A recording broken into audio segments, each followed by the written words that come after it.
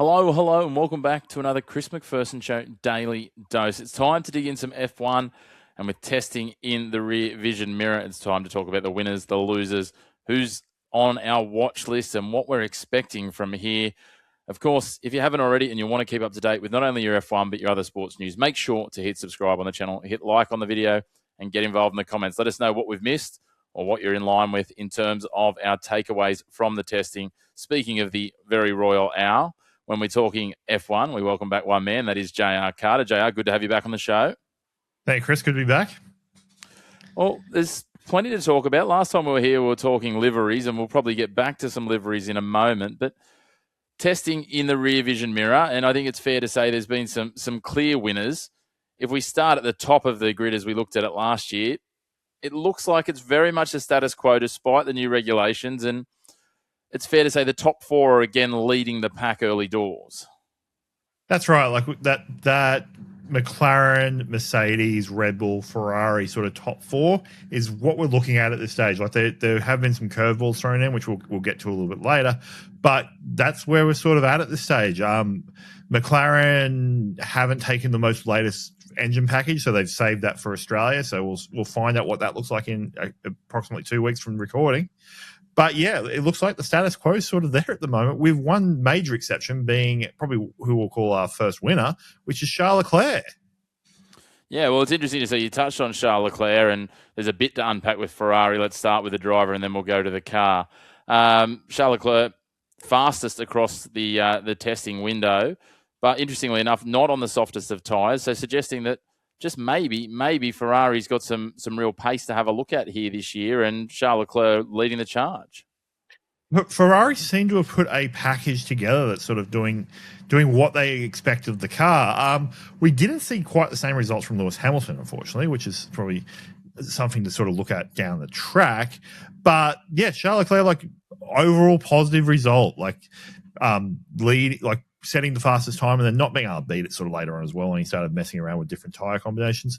Ferrari were definitely sort of just throwing things at that car. We did see the one of the more interesting wing designs that we've seen in many years where it flipped upside down.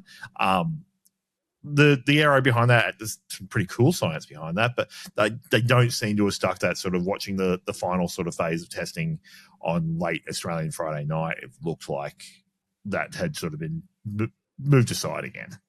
Yeah, well, it looks like they were toying with a couple of ideas. I think they had that extra sort of redirect wing as well to try and direct the exhaust gas back down as well to try and get advantage. And that's what this is all about, right? It's all about testing, and we'll get to Mercedes in a moment. They've tried to, essentially come up with another way to subvert or navigate around some of these things, but. Yeah, the Ferrari one certainly was much more eye-catching externally than some of the other things we might have seen or might have been rumoured. That's right. Like Ferrari's very much played their hand as well. Like they showed what they're sort of really out to. Whereas the Mercedes side of things, like as I mentioned, sort of top of the broadcast, McLaren haven't taken that sort of A-spec engine yet, so they've still got the sort of testing style engine at the stage, whereas the Mercedes Works team was running that newer engine. So we'll see there. It's all around compression ratio and like getting around when it's sort of being tested. So currently the test occurs at ambient temperature, whereas if you were to go up to sort of working temperature, which I believe is around 80 degrees, the compression ratio of the Mercedes is significantly tighter than what the regulations should allow for. Yeah, well, that's it, right? They've reduced the rules this year. I think it's come down to 16-1, and they've said, as you said, ambient temperature. Mercedes have come up with a loophole that essentially says that at operating temperature, they've used materials that will expand the opportunity for compression. So now there will be a vote that will be held, and this is peculiar. It's going to happen next week, so it's going to happen in advance of the season. But again, because of engineering and everything else that needs to happen, if it is voted in favour of, which we'll see the temperature for testing raised to 130 degrees, which is above, as you said, the standard operating temperature.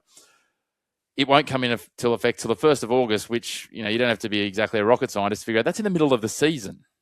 Yeah, that's the summer break, effectively, really. So, like, do we see a late charge from the other teams at that stage after seeing Mercedes-powered dominance? Well, that's going to be the thing, isn't it? If the Mercedes cars that are running this are already like it might be a watch and wait when we start getting to June, July, August of how far in front can they get? Can the other team still chase them down once they have to change this? It could all be a moot point though, right? Because it could be voted down. My gut tells me that F1 loves tweaking things and keeping everyone on their toes. So history would suggest that they'll probably vote in favour of it. But especially when you have a look at, the likes of Red Bull and Ferrari that are ones, arguing the case, who, let's be honest, have a lot of dollars and have a lot of pull. That's right, and I believe it's a 4 out of 5 majority, like, to pass the vote. So, like, realistically, even though Mercedes do have a vote in this, like, it's only the engine manufacturer, so the teams themselves don't really get a say, but the engine constructors, if you will, they get the final say. It looks like Red Bull and Ferrari will probably bring the other engine providers. So your caddies sort of, not Cadillac, your Audis into line with them to sort of go, hey, this isn't happening. Yeah, well, as well as exactly another right. engine manufacturer that we'll get to in a moment as well.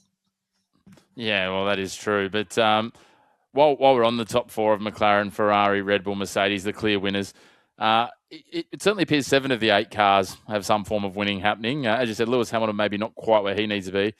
But Isaac Hadjar, is that seat cursed? What's going on? I mean, it could be worse. He could be Yuki Tsunoda, who was demonstrating an old F1 on the weekend in San Francisco and managed to catch fire, which seems about fitting for that, people that either are in or have been in that seat.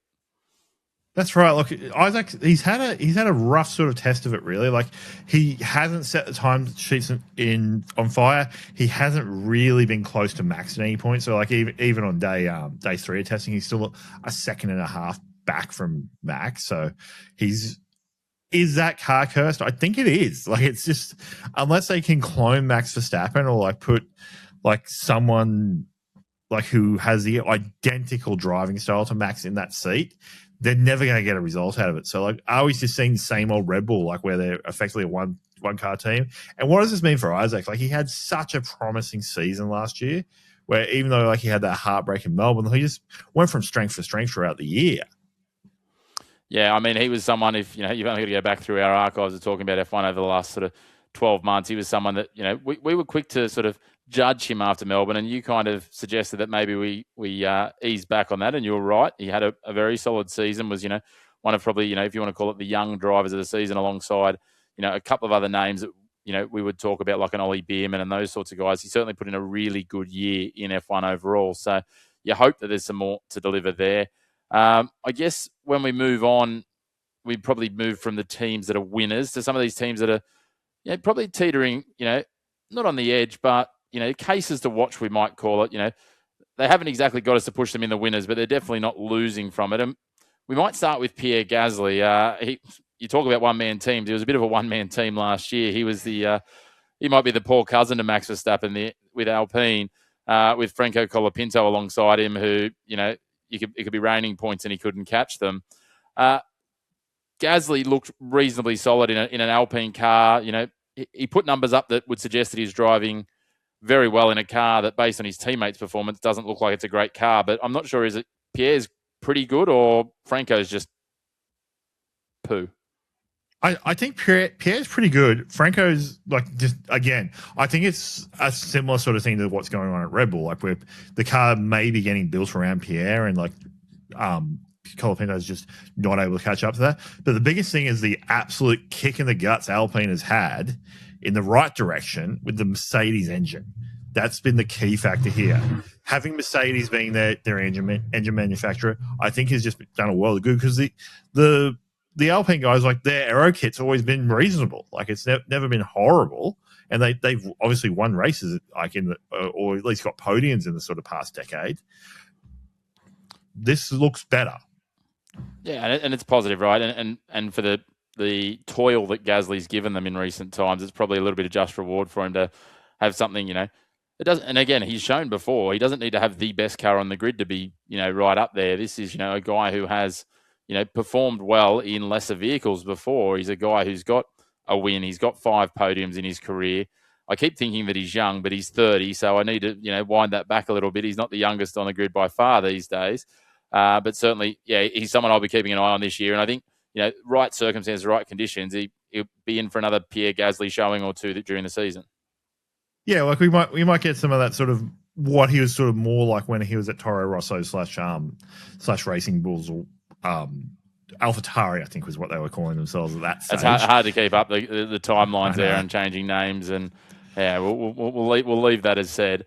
Moving on to the other one to watch for us is Cadillac. There's a few things here. Their livery, it's still up in the air. Their performance, it's a new car. We know all of that. Are the experienced drivers, and I think they went the right way. We've talked about that before, but having two experienced drivers, are they going to be able to extract enough out of this to, realistically, if I'm Cadillac, I'm thinking that, a mid-table performance in the Constructors' Championship in year one would be a pretty good success. But I would also think they'd be eyeing off, out of 11 teams, they wouldn't want to be finishing 9, 10, and 11. Look, here's the thing. This is my prediction for the season. Like we may even do a little short episode on this later on. I don't think they're a wooden spoon candidate. I think that they're going to be on the low end. Keep in mind they've done 10 total days of F1 like actual track time. Like, what can you do with that? Like, there's only so much you can do. The experienced drivers are paying off where they've got drivers that can develop the car, can communicate. Okay, these are the minuscule things that can change the performance completely. So, yeah, I actually think that coming out of this test, they've sort of done exactly what they wanted to do, which is not be last. Well, that's grand ambitions, right? Sometimes, you need to understand your reality. And, yeah, I think that I'm similar. I'm a little bit optimistic on them. When I say that, I think that sort of 7th, 8th would be, a pretty reasonable result. I think they'll be aiming a little bit higher initially until they see what they get. But I think what we will see from them is we'll see some of the most entertaining moments when it comes to press conferences and different other things, because that's what Valtteri's good for, right? Valtteri is just the PR man. It's good to have an honorary Australian on the grid as well. Yeah, well, they knifed the last one, and Danny Rick's not coming back anytime soon. Speaking of things that are disappointing, because it is disappointing that Jack Doohan got knifed and that Danny Rick's not back anytime soon. Some disappointments. Let's start with Williams. Williams, they've been saying for multiple years now that they've been preparing for this 2026 car, that all their efforts are focused in on it.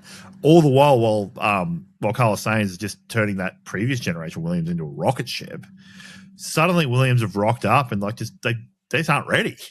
They missed the prelim test, so the shakedown, and then they came into this test 30 kilos overweight. There's still a chunk of things they need to do. And while Carlos was able to sort of get a top 10 performance on that last day of testing, I'm just not sure they can catch up this season, really. Well, look, I think there's a lot of us that can relate, having come back to the start of preseason 30 kilos overweight. So, maybe we shouldn't be too harsh on them. But, I remember a guy at the Newcastle Jets, Mario Jardel, anyone? Anyway, while we're on the other disappointments, and please explains, I was looking at the betting markets before, and these guys are 5th favourites for the Constructors' Championship. Admittedly, it's a 4-horse race when you look at the bookies' numbers and all those sorts of things. But they've still just got some magic in the hope of the name of Adrian Newey. Aston Martin, they look like they're in a world of hurt. Aston Martin are in deep, deep trouble. So, they've been working on the assumption that they've created the greatest car of all time. And Honda, as has happened in previous years where, the Honda engine has had it's only really had true success when it was in the Red Bull, in recent years. They've just dropped the ball, and that car just doesn't perform the horsepower that needs to happen. Yeah, it's leaving a lot of questions. Maybe, I hope it doesn't take away from Adrian Newey's legacy. That's my one growing concern with this. I guess we'll wait and see. But, yeah, a lot of work to be done. And it's interesting when you look at those markets. Aston Martin and Williams are actually the two teams just outside the top 4. Cadillac, the longest shot. At the end of the day, I don't think anyone outside those top 4 is winning a Constructors' Championship anytime soon. That's right. I think there's going to be a lot of soul searching in the Aston Martin team over the post test, because they don't really have any upgrades to take to Australia either. The biggest thing is, what does this mean for Fernando Alonso's season? Where we were under the impression if the car goes well, he's probably going to keep going. If the car's a dog, he's probably going to wrap up this season, I think. Yeah, it's a tough way for one of the greats of motorsport and F1 racing more broadly to hang up those boots. That said, he does turn 45 this year. We're talking about, what's young, what's not on the racetrack. I think it's fair to say Fernando Alonso definitely doesn't qualify as young. Anyone that's older than us, still in the F1, young's passed you by. Before we wrap up, someone that is full of youthful exuberance and absolutely is the new F1 Ironman at the ripe age of 18 and just over 6 months. This is a man who will turn 19 just after that possible rule change in August of 2026. Arvid Lindblad, 165 laps in a day. When you think about the sheer effort, just do the numbers on driving in your car that far in a day, then throw in the G-forces that you need to go through. I get that he's got youthful exuberance. It's his first year as a full-time F1 driver, all these things, but my goodness, that is some record. It is a young man's record, though, when you look at the last couple of people that have said it, JR, but still very impressive nonetheless, as one of those just little takeaways from testing. Absolutely. He's put in the effort, and he's seen dividends from said putting in effort. He's in the top 9. That's a great result for the Racing Bulls. My theory is just keep in mind, he doesn't have his actual driver's license. So he is not legally, and Max Verstappen was just astounded by this and then dropped a little gem that now Max is actually in the older bracket of the races too. But maybe this whole thing of him doing the 165 Ks is just him racking up hours to get whatever his license is. His learner's permit, the 120 hours. Does he have to do some night driving as well? I think he does, yeah. So maybe that's what this is all about. Well, he's not the first driver to be on the grid without having their driver's license. Kimi Antonelli had that problem when he debuted in F1 as well. So it's very concerning for me, though, that people that were born after I left high school are driving Formula One cars in races. People that who were born after I left university are driving Formula One race cars. This is sort of. I'm not quite there yet. I've got another year, JR. Let me hang on, please. Oh, dear. But look, I think the end takeaways, the top 4 are the top 4, despite all of the rule changes and, the smaller cars, all those sorts of things. We haven't seen a drastic reimagining of F1. That said, the one thing that might be different once we get into race conditions is it will change the overtaking profile, obviously, of some of these races. It will open up some more possibilities, especially the tight tracks. We always talk about Monaco, those sorts of tracks. I mean, I don't think we're going to be seeing hundreds of overtakes at Monaco, but at least there'll be opportunities now, because the literal physics of it before was it was near on impossible anywhere on that Monaco track to go past another car, just the width of 2 cars side by side, stationary, let alone at pace. Yeah, so these smaller cars, they're definitely going to be sort of more nimble, in some ways. But the biggest thing is it's now a mental sort of game as well, in that the drivers have to control where they use their resources, where they use their active aero, where they use their battery. Those sorts of things are going to be come into play. And we were seeing throughout testing, where certain sections where you might have been flat chat before, they're backing off a little early to get more power back into that battery. Well, it's going to be an interesting season. I cannot wait for Australia to get underway. As you said, just a couple of weeks until it does. The favourites will be the front 4 that they were last year. But I think something tells me that we'll see some more curls, some more interesting stories. Some of those guys like the Gasleys and co, as soon as some conditions just suit right, we're going to see some pop-ups from there. Hopefully it's not just that 3-horse race racing down all the way to the end. We might have a bit more of a spanner in the works in the next week, and we might have to get back together for that. And maybe that might tie in with some predictions, JR, once we know what happens with this vote. Absolutely.